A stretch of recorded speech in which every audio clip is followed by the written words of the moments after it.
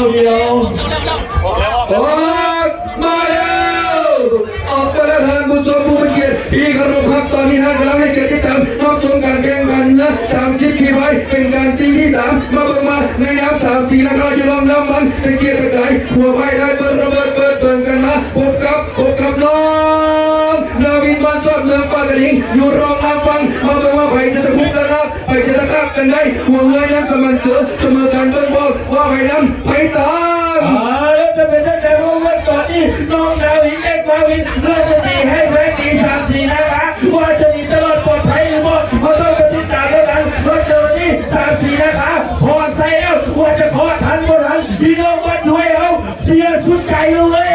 เบิ่งกันว่าจากปากกระดิ่งเมืองมาพ่อกับจากท่าประมาทซึ่งในแข่งบริกรรมไซทหารกับประชาชนตอนนี้บดเปียกเสียสีไล่บดเปียกเสียสีกันมาเบิ่งกันว่าพวกมันว่าอีกประมาณครึ่งสนามไผ่จะเข้าเส้นไซคนกันเอาเลยไผ่จะเข้าเส้นไซต้นตามสายตาตอนนี้3-4นะคะอาจจะหูตาอาจจะหูใจเบิ่งกันมาดึงสโตโย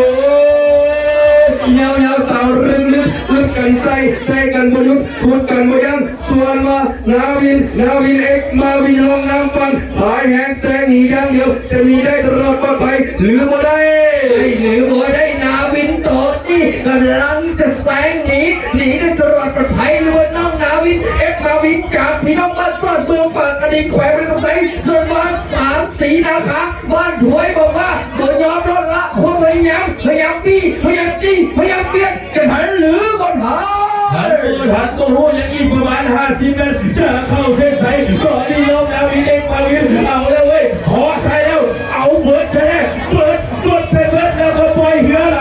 เข้าเส้นชัยแล้วสุดท้ายไอ้ซูไข่ตองกับห้องมาฝากไปก่อนจังนอนกับเนื้อไข่ตองเด้อ